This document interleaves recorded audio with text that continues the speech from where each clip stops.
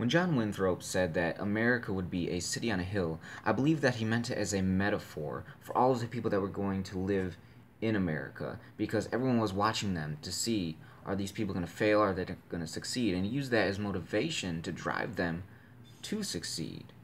And I don't believe that America is exceptional in the same way that he meant it today. Everybody's not watching us to see what we'll do, if we'll fail, if we'll succeed. I don't think it's not like that anymore.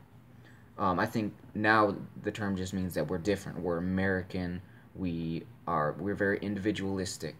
We do things our own way, and that's the whole reason we came over here in the first place, was because we wanted to live our lives how we wanted to live, and we didn't want anybody else to tell us how to live. And ever since we very first came over here, we've been fighting for that right, and we're still fighting for that right to this day, to be individuals, to be ourselves without being judged or oppressed by our own country, our own government, or any other governments, or any other countries, or anyone. As Americans, we've never been afraid to stand up for what we believe in and fight for that. And so, in that aspect, I think we're very exceptional as a country.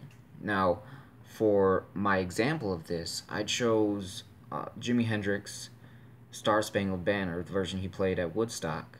And I chose that because I think it has a lot to do with what we've been studying. For example, in one of the videos, or one of the recordings that we listened to, they described the first Thanksgiving as an event that was kind of like Woodstock. It was an outdoor event that was kind of spontaneous. It brought all these different people together, and it was an outdoor celebration.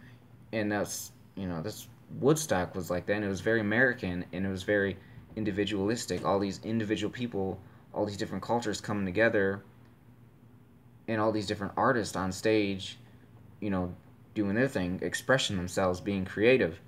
And Jimi Hendrix's version of the Star Spangled Banner was very unique. It was the first time that he distorted it. There was so much feedback, and there was so much distortion in his version, and it was very symbolic of what was going on at the time, because it was a time in a country where the Vietnam War was going on, and at the same time everyone wanted peace. They didn't want us to be that exceptional country that was setting the example for everybody else.